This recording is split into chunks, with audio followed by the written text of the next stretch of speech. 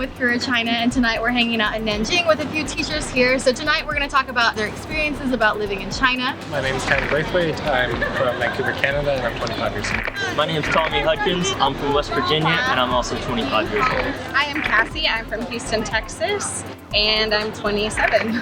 What made you decide you wanted to come teach in China?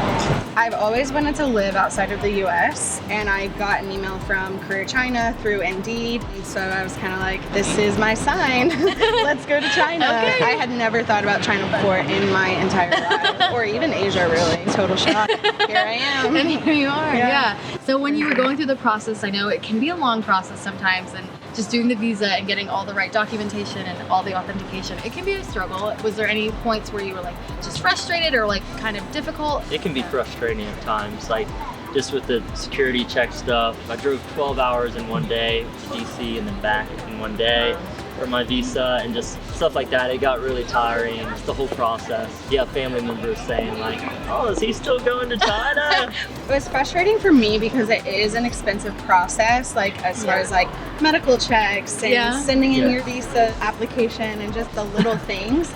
It adds up really fast. Right. Yeah. And when you're trying to save to move across the world, it's like, how can I afford this and an apartment when I get there? Tell me a little bit about your experience with your recruiter and coming through Career China, and what kind of helped you through that process.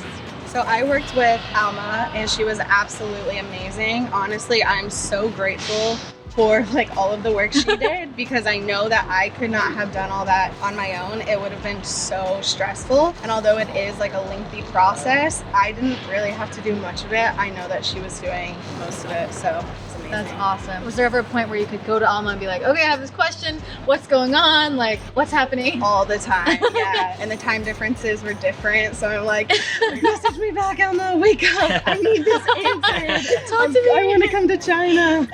So, yeah, For she sure. was fantastic. That's awesome. My lady was a girl named Jane, and she was just very patient with me. I had a million questions. Like, I would come up with a list of questions, we'd talk, and get all my questions answered. 2 days later, I would have a whole new list for her. So she was very patient with me, which I appreciate, but it went pretty well. Yeah. Was there anything that really surprised you when you first came to China? Anything you didn't expect?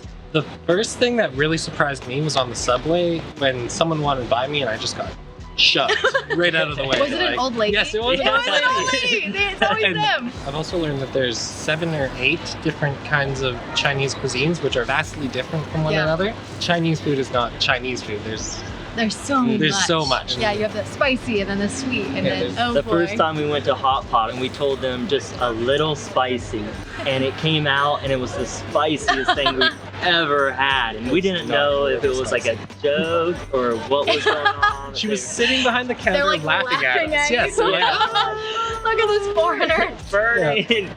Or just crying and like faces bright red. Is it very easy to get out of Nanjing? Have you been to any cities nearby or done any traveling since you've been living here in China? I've been very surprised about how easy it is to travel to other Chinese cities.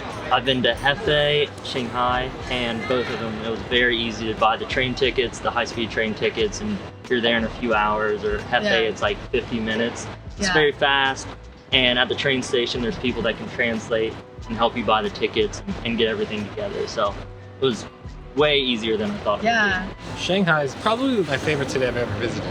I described it as majestic when you're like sitting along the bund and you're viewing the skyline. It's the greatest skyline I've ever seen. So Shanghai is very majestic. I'm supposed to go to Shanghai next week. You have any plans there? Just see what happens. Number 1 on my list is going to Taco Bell. Yes, we're gonna check out Taco Bell. Yeah, I heard it's a lot different, but I'm still excited to go. I also want to do Disneyland. I did Disneyland in Shanghai and I wasn't looking forward to it. It was kind of everyone that I was with that was like, well, let's go to Disneyland. I was like, okay.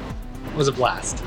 Do you feel like your perception of just like living in China has changed? I thought it was going to be super strict and like everyone was going to like walk in single file. That's what I thought. I was like, oh no, it's going to be so rigid. And like, you see the videos of like the schools and all the kids are like in unison. So I thought that's how it was going to be. It could not be further from that. Like with the traffic situation, cars just like go whenever they want. wherever. Yeah, it scares you. Like when you're in a taxi and he pulls into the other lane. And, but I found that after a few months, you're like, okay, he knows what he's doing.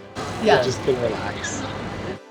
Do you guys have any other advice that you think other people coming to teach in China should know before they come here? Maybe about salary or money or just preparing? Bring a battery pack. Yes. Mhm. Oh my gosh, I bring my battery pack everywhere with me because you Everywhere. need your phone so much and Yes. it will drain your battery all If your day. phone dies, you're Yeah. And that isn't a big thing. Like I used to carry my wallet everywhere Yeah. in the US. Now I never You carry don't my need wallet. to All you here. need is Yeah. this and you can survive Yeah. in China. Yeah. sometimes I get cash and I'm like, what am I gonna do with this?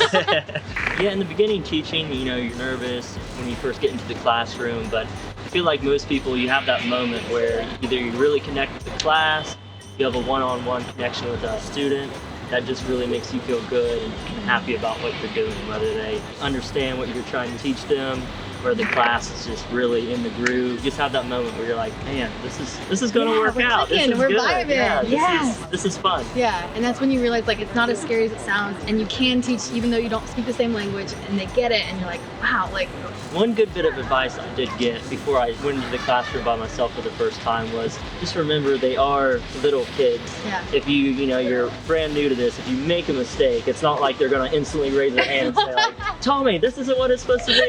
You know, you can just like keep right. going. They're not gonna and- remember a lot of the time or notice that you Yeah. made a mistake. Yeah. And you can go back and fix the things, and they're Yeah. not going to be like, oh, what's For going sure. on here?